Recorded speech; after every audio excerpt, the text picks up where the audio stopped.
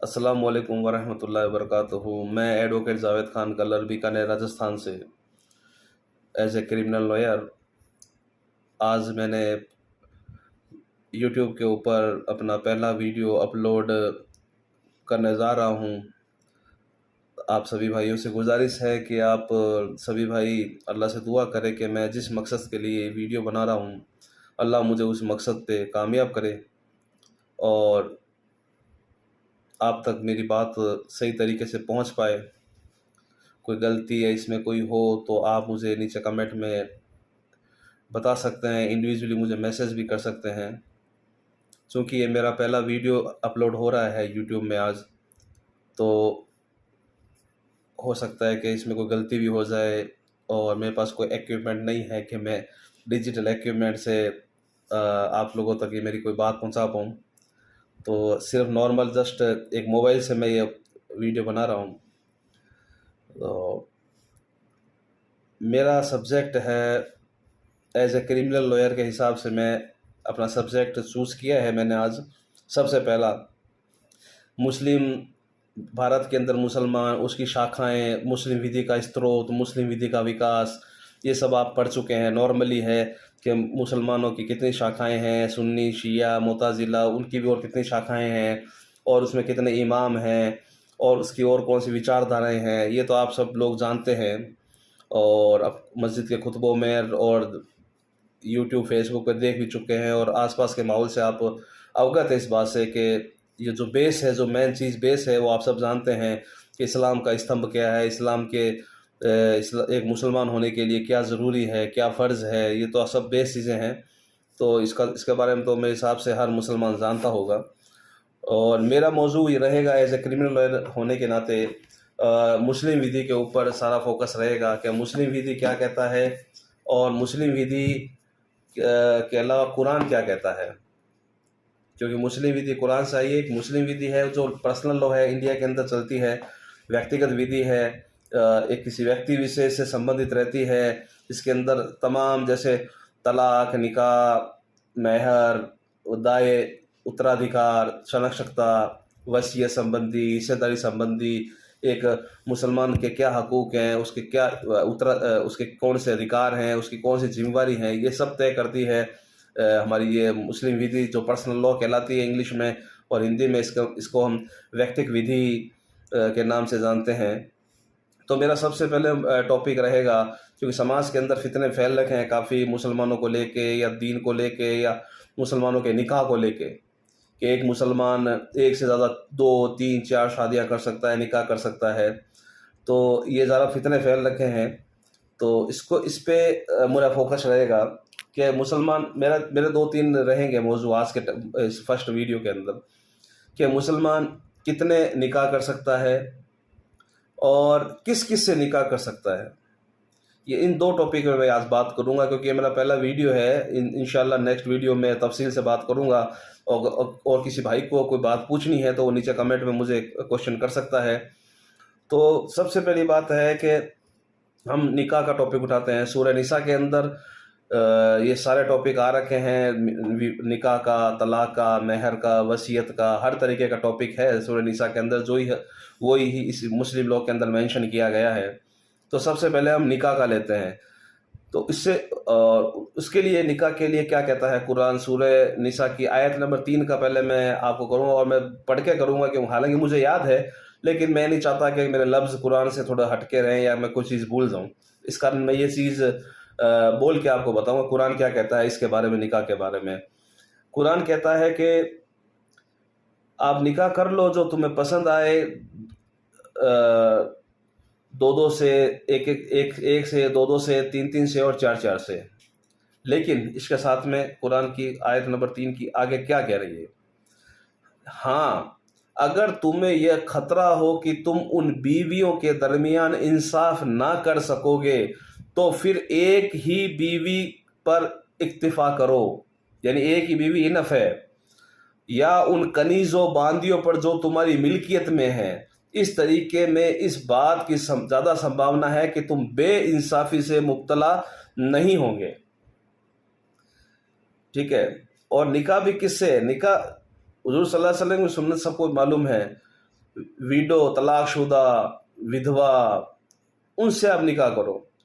अपनी जिनसी ख्वाहिशात के हिसाब से आप निकाह मत करो कि मेरी जिनसी ख्वाहिशात को मेरे को पूरा करना है इसलिए मैं निकाह करूँ। नहीं, अपने परिवार के निज़ाम को बनाने के लिए, एक औरत को उसको उसका नाम देने के लिए, उसको दर्जा देने के लिए निकाह करो। ऐसे भी जिनसी ख्वाहिशात को पूरा करने के लिए आप निकाह मत करो।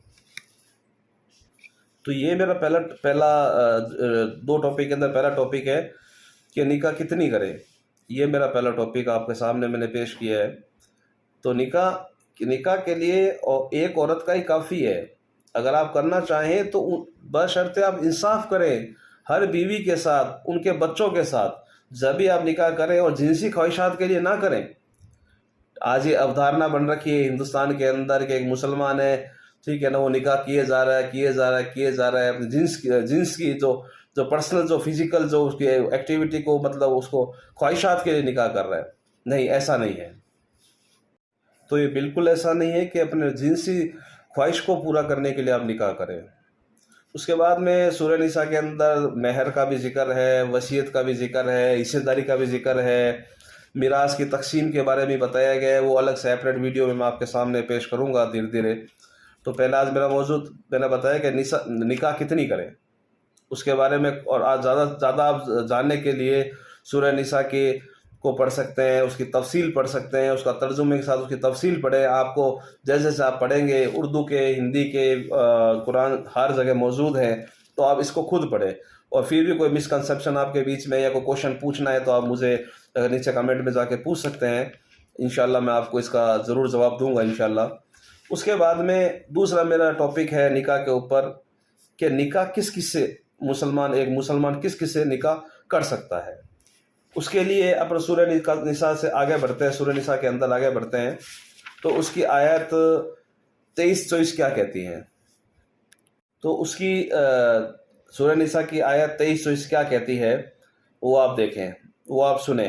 कुरान को ही मैं हाथ में लेके ये बात कहूँगा, ताकि मैं पहले कहा कि थोड़ा हल्का सा उनका कोई मेरे लफ्ज़ इधर उधर ना हो जाए, इस कारण मैं कुरान पे जैसा लिखा हुआ है वही मैं आपके सामने पेश करूँगा। बिस्मिल्लाहिर्रहमानिर्रहीम। 23वीं सूरत है, सूरह निसा की 23वीं आयत है। तुम पर हराम कर दी गई हैं तुम्हारी माएँ, यानी मुसलमानों, एक मुसलमान मर्द किस किस से निकाह नहीं कर सकता। कितनी गलत धारणाएं हैं लोगों को, जो मीडिया के अंदर, सोशल मीडिया के अंदर कितनी गलत धारणाएं, व्हाट्सअप्स के अंदर और फेसबुक के अंदर और दूसरे वीडियोस के अंदर, हेट स्पीच के अंदर, कि मुसलमान अपनी बहनों से निकाह करता है या उनसे निकाह कर लेता है, चाचा दाद बहन से निकाह कर लेता है, या सगी बहनों से निकाह कर लेता है। नहीं, बिल्कुल नहीं, एकदम सख्त हराम है। कुरान क्या कहता है, आप उस व्हाट्सअप यूनिवर्सिटी को लेके आप गोचा मत खाइए, ना धोखे में आइए। कुरान क्या कहता है, एक मुसलमान, एक मर्द किस किस से निकाह कर सकता है। मेरा दूसरा आज का टॉपिक में दूसरा पॉइंट है ये। आयत नंबर 23 सूरह निसा क्या कहती है। बिस्मिल्लाहिर्रहमानिर्रहीम। तुम पर हराम कर दी गई है तुम्हारी माएँ, यानी एक मुसलमान मर्द को माँ के साथ निकाह नहीं कर सकता, और तुम्हारी बेटियां, उन बेटियों के साथ निकाह नहीं कर सकता। तुम्हारी बहनों के साथ निकाह नहीं कर सकता, और तुम्हारी फूफियों के साथ निकाह हराम है, और तुम्हारी खालाएं यानी मौसियाँ, उनके साथ निकाह हराम है। तुम्हारी भतीजियाँ, तुम्हारी भांजियाँ, और तुम्हारी वे माएँ जिन्होंने तुम्हें दूध पिलाया है, और तुम्हारी दूध शरीक बहनें। आई बात समझ में। जिन माओं ने तुमको दूध पिलाया है, जिन औरतों ने, वो उनकी दूध शरीक बहनें, वो तुम पर हराम है।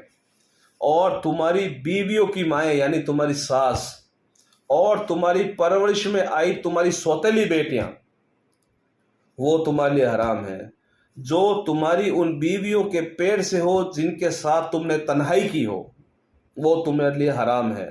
हाँ, अगर तुमने उनके साथ तन्हाई ना की, यानी उस औरतों के साथ तन्हाई नहीं की, और उन्हें तलाक दे दी या उनका इंतकाल हो गया हो, तो तुम पर उन लड़कियों से निकाह करने में कोई गुनाह नहीं है। तुम्हारी बच्चियां नहीं होनी चाहिए सौतेली, عورت کی ہونی چاہیے اور جسے تم نے تنہائی نہیں کی ہو، یعنی ہم بستری نہیں کی ہو، تو تم نکاح کر سکتے ہو اس کے بعد میں۔ اور تمہارے صلبی بیٹوں کی بیویاں تم پر حرام ہیں، صلبی بیٹوں کی بیویاں تم پر حرام ہیں۔ اور یہ بات بھی حرام ہے کہ تم دو بہنوں کو ایک ساتھ نکاح میں جمع کرو، یعنی کوئی مسلمان مرد ایک عورت سے شادی کرتا ہے اور اس کی بہن سے یعنی اپنی سالی سے بھی ساتھ میں شادی کر لیتا ہے، وہ تمہارے لیے حرام ہے، یعنی ایک ساتھ دو بہنوں کو اکٹھا کرنا حرام ہے۔ طلاق ہو جائے، وہ انتقال ہو جائے، اس کے بعد میں اسے نکاح کرے، کوئی حرج نہیں ہے اسے، لیکن ایک ساتھ دو بہنوں کا اکٹھا کرنا حرام بتایا ہے۔ البتہ جو کچھ پہلے ہو چکا دور جہالت کے اندر بہت کچھ ایسا ہوتا تھا جو یہ نظام، لیکن اللہ نے قرآن کے ذریعے نبی پاک کریم صلی اللہ علیہ وسلم پہ وحی نازل کر کے یہ ان چیزوں کی ایک دم مناہی کر دی، حرام بتا دیا۔ بے شک اللہ بہت معاف کرنے والا بڑا مہربان ہے۔ اس کے علاوہ ہم آگے آتے ہیں پارہ نمبر 5 میں سورہ نساء کے اندر، جو آج کے معاشرے میں بہت زیادہ دیکھنے کو مل رہی ہے، ہمارے ارد گرد بہت دیکھنے کو مل رہا ہے۔ شادی شدہ لڑکیاں، شادی شدہ عورتیں، مسلم عورتیں غیر مردوں کے ساتھ بھاگ رہی ہیں۔ تو قرآن کی 24 نمبر آیت سورہ نساء کی کیا کہتی ہے؟ اور وہ عورتیں تم پر حرام ہیں جو دوسرے شوہروں کے نکاح میں ہو، البتہ جو کنیز اسلامی اصول کے اعتبار سے باندیا تمہاری ملکیت میں آ جائیں، وہ اس حکم کے باہر ہیں۔ یعنی جو عورت دوسرے مرد کے ساتھ نکاح میں ہو، اس سے نکاح کرنا حرام ہے، جب تک اس کا طلاق نہ ہو، وہ عدت نہ نکالے، تب تک وہ دوسرا نکاح نہیں کر سکتی۔ اگر وہ نکاح کرتی ہے وہ حرام ہے، اس کے ساتھ آپ کی تنہائی ہوگی تو وہ ایک دم آپ زنا کرو گے، زنا سخت گناہ ہے، اس سے بچیے۔ ہمارے معاشرے کے اندر ابھی سب سے بڑی سمسیا یہی ہو رہی ہے کہ شادی شدہ مسلمانوں کی عورتیں غیر مردوں کے ساتھ جا رہی ہیں اور ان کے ساتھ نکاح میں رہ رہی ہیں، نکاح کر رہی ہیں، نکاح تو ہوا ہی نہیں ہے، نکاح تو ہوگا بھی نہیں، لیکن ان کے ساتھ ہم بستری کرے گی، تنہائی میں جائے گی، تو سخت حرام ہے، زنا ہے، گناہ ہے اللہ کی طرف سے، اور اس کا عذاب ہے دنیا میں بھی اور آخرت میں بھی، وہ آپ کا انتظار کر رہا ہے۔ ٹھیک ہے، تو اس طریقے سے کس کس سے آپ نکاح کر سکتے ہیں، کتنے نکاح کر سکتے ہیں، کن شرطوں پہ آپ نکاح کر سکتے ہیں۔ نبی کریم محمد صلی اللہ علیہ وسلم نے جنسی خواہشات کے لیے نعوذ باللہ نکاح نہیں کیے۔ ان کی بیویاں آپ اٹھا کے دیکھو گے، ان کی بیویوں کے آپ پڑھو گے، ان کے حضور نبی کریم کی سیرت مبارکہ پڑھو گے، طلاق شدہ، ودھوا، ٹھیک ہے، یتیم، ان عورتوں سے، ان لڑکیوں سے نکاح کیا سوائے ایک دو کو چھوڑ کے۔ کیوں؟ کیونکہ ان کو نام دینے کے لیے، اپنے خاندان کا نظام بڑھانے کے لیے، جنسی خواہشات کے لیے نکاح نہیں کیا۔ اور یہی قرآن کا حکم ہے، یہی قرآن کا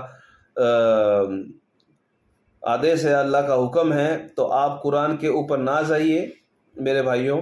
یہ میرا پہلا ویڈیو ہے، آئی ہوپ کہ آپ کو میرا یہ ویڈیو سمجھ میں آ گیا ہوگا کہ کون کون کس سے کتنی نکاح کر سکتا ہے، کون کون کس کس سے نکاح آپ پہ حرام ہے، کس کس سے حلال ہے۔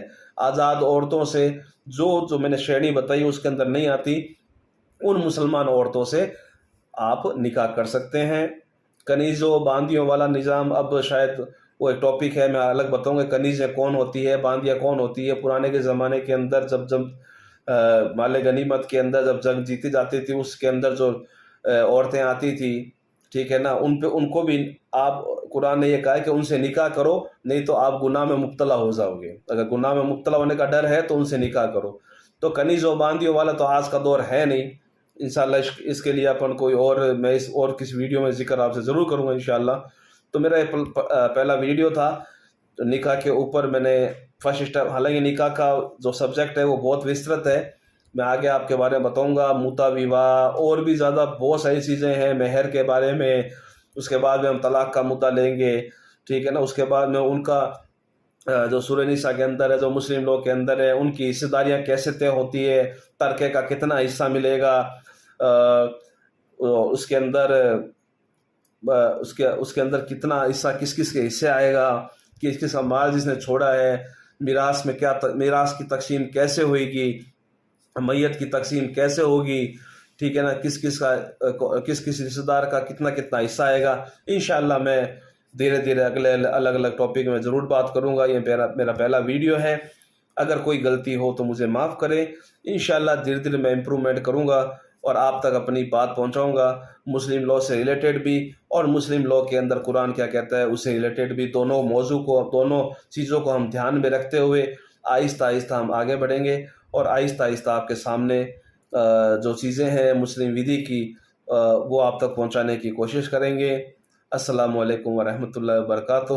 پلیز دعا کریں تاکہ میں جس مقصد سے میں نے یہ یوٹیوب پر یہ ویڈیو اپلوڈ کرنے کی آج یہ منصب بنائی ہے، تو اللہ مجھے اس پہ کامیاب کرے، اور جو میرا مقصد ہے اللہ مجھ کو اس پہ کامیاب کرے. السلام علیکم ورحمۃ اللہ وبرکاتہ.